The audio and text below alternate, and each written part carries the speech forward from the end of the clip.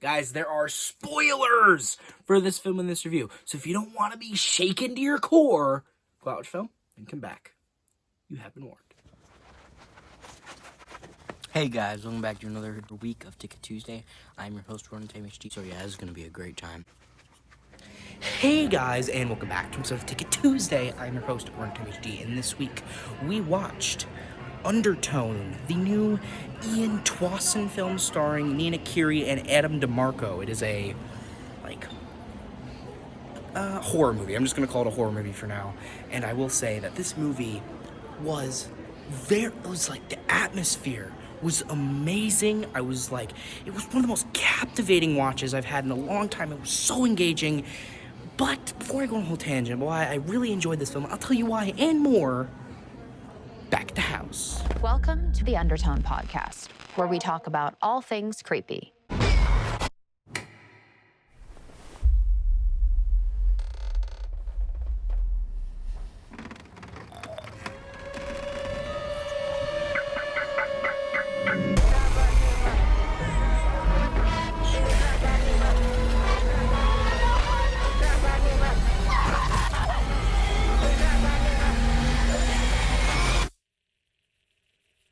You shouldn't have called out to her.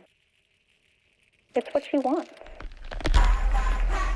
Hey guys, and welcome back to an episode of Ticket Tuesday. I'm your host, Ronan Time HD, and this week we watched Undertone, a new A24 film by Tuason, I believe is how you say his name, starring Nina Kiri and Adam DiMarco. It is a supernatural horror curse film, and you guys know me. I know I say this every time, but I love a good curse movie, right?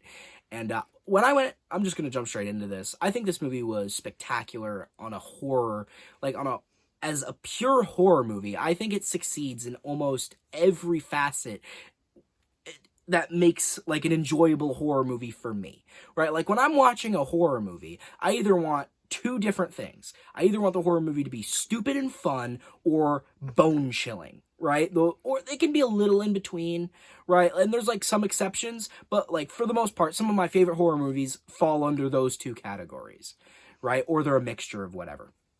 Either way, those are my favorite kinds. And this movie is bone chilling to me. And mainly because I am a stickler. Horror movies in general, I am a fucking just a elitist when it comes to atmosphere. And this film is oozing with atmosphere. In every crevice, there is just so much,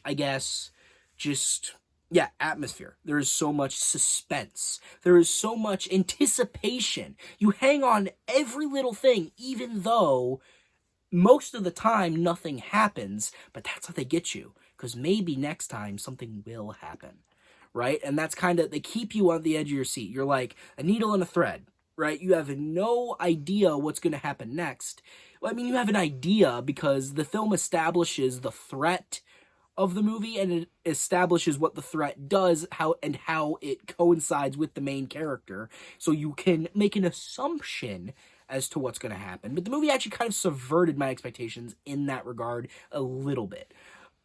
With that being said, however, I think I'm just going to I'm just going to, scattershot, just mention some of my favorite parts of the movie. I think I already mentioned the atmosphere of it, which I think, some of my favorite small aspects of the film were, the main character ran a podcast with her friend Justin, right? Her name is Evie, and she lives with her mother, who is deathly ill. She's basically halfway, her one foot is already in death's door, right? It's a matter of time. They have a doctor come in, and the doctor basically says, Evie says, "Oh, it's the death rattle." She says, "I don't like to call it that, but that's basically what it is," right? The doctor was kind of trying to sugarcoat it a little bit, but basically saying, yeah, your mom's gonna die. And of course, she's kind of in denial of that, and she's just really, obviously she's very clingy over her mother because it's her mother. So she's staying there, taking care of her, even in her vegetative, near-death state. But in the meantime, she is running a podcast with her friend, as I mentioned earlier, Justin, called Undertone, the name of the movie, guys. And they're trying to solve this mystery, because that's the whole thing of their podcast, is they're like like weird spooky mystery solvers, right? They look at weird mysteries that people send them or they find on the internet, and they're there to solve them. They're like there to debunk them, basically, right? Or prove them real. And it's all like played up for entertainment, right? But then they come across a real story of a curse, because it's a curse movie. That's not even a wink moment. I don't know why I said that. Either way, they come across a real curse, and that whole movie happens. But when they're like actually investigating, because they're sent audio files by a mysterious email, kind of like in typical like curse fashion, you pass it on, right? You pass the curse on to the next person. Although I think it's a little different, because I'm pretty sure the demon is the one that sent them the curse. Either way, it's still the same thing. But when they're investigating the files, they don't investigate them all at once, of course, because they don't have time for that. And of course, she always stays up really late till witch's hour, right? Till the devil's hour, 3 a.m. She always stays, and the movie always emphasizes whenever it hits 3 a.m. for when it really, really matters, right? But when they're investigating it, the shots are always, I think, like, this isn't just a thing with these scenes. It's basically a whole theme in the movie, but I think I especially noticed them in the investigation scenes. Most of the shots, to me at least, feel really off. Like, they make me feel, I guess, uncomfortable, uneasy, like it's out of place, right? Like it doesn't belong there. And that's not an insult, that is a compliment. It makes it feel like I shouldn't be here, or the camera shouldn't be where it is, right? And I love that choice. I assume it was obviously a choice. And especially in the investigation scenes where she's, listening to the files, or like, conversing with Justin about, like, theorizing about what it is, adding maybe ideas and hypotheses about what it could be or what it could mean. The camera is always usually cutting to different areas, or it will have a long shot that's like angle from the living room into the like dining area, and there's always darkness, because even though like there's a lamp above the table that's illuminating her and her laptop, and there's always a bit of darkness somewhere. Like there's always either like a little line of darkness on either one side or the other side, or both sides. And it, as I said, it feels like there's something just out of reach. Like maybe there's something there and you just can't see it. Like our main character, Evie, like she can't see it, right? We're there with her. We are just as blind as she is, right? To the situation, which I really appreciate. We are left in the dark, literally and figuratively. And I just think that is an incredible piece of the puzzle that makes this film work so well. But another aspect, of course, the film's like whole shtick, like the slogan of the film, the scariest movie you will ever hear, right? The audio. So, of course, the audio of the film is probably the most haunting aspect of the film due to the audio files I guess I haven't described what the audio files are yet. So essentially these audio files that were mysteriously sent to them are 10. There's 10 of them, and they were sent in this strange email with seemingly random words and numbers and letters. And when they go through them, they progressively get more spooky, right? And more strange things happen as they keep going. So this guy named Mike is recording his girlfriend or wife or whatever, partner, Jessa, because she is talking in her sleep and she doesn't believe him. So of course he's like recording audio as they're sleeping to like, hey, look, you talk during your sleep. But then as it goes on, strange things start to happen. She starts to get up while she's sleeping. She turns on the sink while she's sleeping. She turns on really weird music, like strange, like I guess nursery rhymes, and they start to play in reverse. Right, and she's not aware of any of it. She doesn't remember it. She doesn't know what any of it is.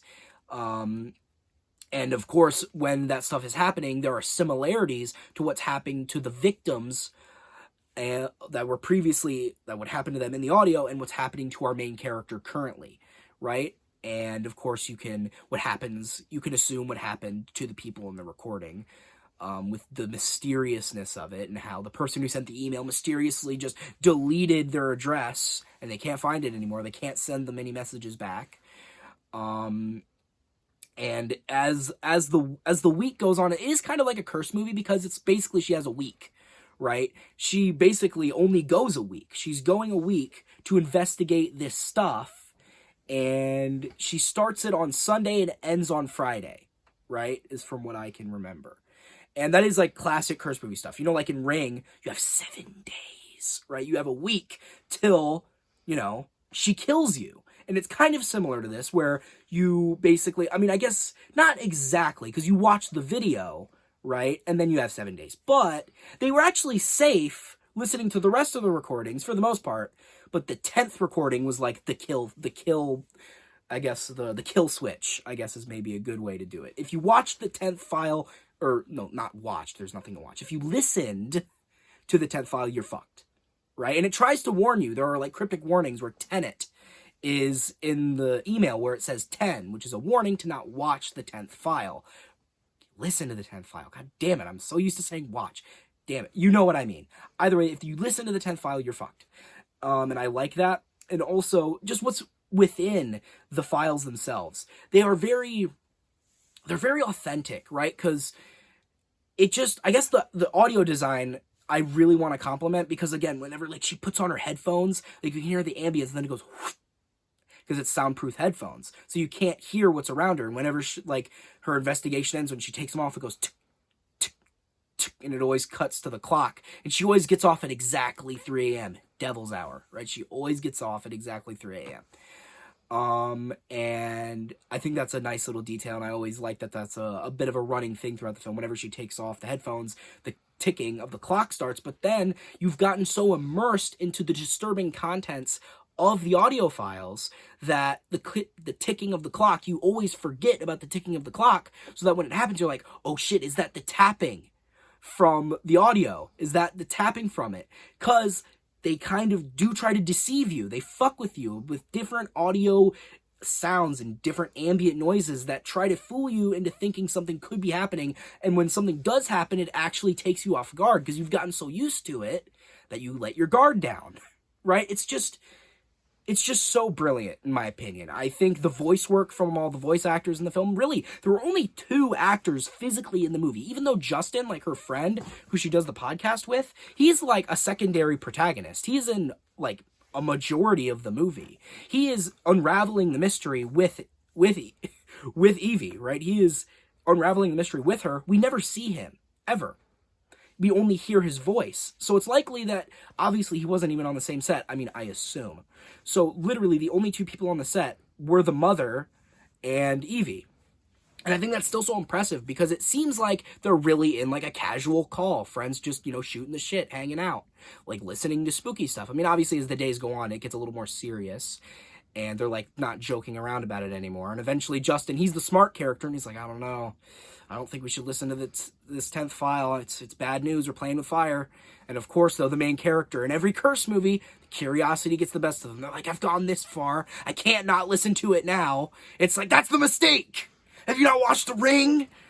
Have you not seen any other curse movie? You don't go into the house. You don't watch the tape, right? It's a no-no zone.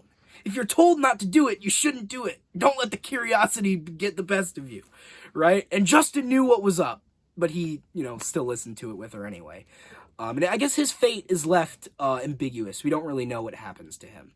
Although I assume not. I mean, he wasn't really the target. He just happened to witness and, I guess, hear all of it happening. Or, I guess, some of it. Either way, I just think, as I was just praising the voice work because I think it's felt very authentic, as I said before. And even the audio files with Mike and Jessa, that felt really authentic too, because when they're like, he's shuffling around with his like phone and stuff, when he's shuffling it around, it, actually sounds like he's like bumping into the camera with like his shirt or something, or he's like putting it down. It actually sounds like that. Like, maybe because they probably actually did do that. Like, they probably didn't make it sound like that. They probably did do something akin to that to make it seem more genuine, because it was probably easier to do that. I mean, they probably didn't act out the actual scenes, but they did probably recorded on phone, whatever, you get what I mean. I'm sorry, I'm just rambling about this movie because I love it so much, and I think, I love horror movies like this, and I just think they're rare. And in the fact that I think most horror movies like want to tell you what the threat is exactly, and how the heroes can take the protagonists, how they can take them down, or how they could survive. But I think this film is kind of different in the fact that you never see the demon. You know who she is, but you don't see her. You hear her from time to time, but you never see her, which is something that I wildly appreciate. I didn't even want to see her outline. I mean, the closest you get is like this really blurry, like white outline that is like barely easy to make out at all. And it's easily missable, right? There are so many details in the background that I probably missed. There was a scene where Evie, the main character, she walks into her mom's room and the bathroom door is open with the light on. So she goes, or it's like cracked open. So then she turns off the light and closes the door and it's focused on her. But if you look in the background, her mom sits up and looks at her. When she turns around, she's back on the bed, like just laying down like nothing happened, right? But if I wasn't paying attention, but I'm like, I don't trust that shit. So I was looking at the mom the whole time. I'm like, I don't fucking trust that shit. So I noticed it. But if you weren't paying attention, it was easily missable, right? I mean, it was probably supposed to be noticed because then she turns around and they do the fake out and she's laying back down. But I don't know. There's just little details like that that I absolutely love. And there's just a bunch of stuff like that all over the movie. And I know I'm rambling, but I loved this movie. And maybe this is just recency bias. Maybe it's just because it's absolutely it's right up my alley, right? Like, this is some of my favorite kinds of horror movies. It is full of suspense. It is full of terror. It is full of dread. It made me go like, what the fuck? What the fuck? Like, it made me multiple times go, what the fuck is that? Right? And I love that shit. When I watch a horror movie, I want to either be having a great time or I want to be having a terrible time, but it's intentionally terrible, right? And that's the fun part, right? That's why people watch horror movies, is to get scared, right? Isn't that, it's to be in horror, to watch in horror, right? That's the whole point of a horror movie. So, I don't know, I just loved the terror that it induced within me. And the questions that I still had. Was the demon even real? Likely was, right? But it could have maybe been a deeper allegory for something else. Like, maybe it was an example of her grief. Or maybe since her mother was dying, she could have been, going out. Like, her mind was kind of losing. She was losing her mind a little bit. So maybe it was all in her head. Maybe this mystery wasn't even real. Maybe it was all a nightmare. Because there are some creepy shit that happens, but that's all in her head. That could be interpreted as the demon fucking with her, like toying with her, right? Like messing with her in her dreams. Or the whole thing could be a dream, right? I know that's an overdone trope, and it's probably just straightforward. It is like a demon, taunting her and tormenting her. But the interpretation is there because it's not a direct explanation. Well, it is direct, there's still room for interpretation there. Either way, I'm just going on and on. I'm going to wrap this up because I think I've said a lot, and I just think that for horror fans, if you're a fan of, like, suspense, if you're a fan of dread, terror, like, I think this is just a really damn strong horror movie, and I think it's definitely worth a watch. I mean, if you're looking for a spooky time, if you're looking for a scary time, I mean, if you can't watch this in the theater, which you should, by the way, it's a great experience, because sometimes they'll just have like a knocking noise, like that plays in one speaker in the back of the theater, and I'm like, what the fuck was that? It's like, they do shit like that, and I like that shit. It adds to the experience, and that just wouldn't be the same sitting on your couch watching it at home. But if you are to watch it on your couch at home, turn off all the lights and watch it at 3 o'clock in the morning. That's the best way to get a similar experience, because you will probably not be able to sleep. If it affects you. It might not. It's different. It's subjective experiences. Either way, I recommend it regardless. And with that being said, what would I rate this film?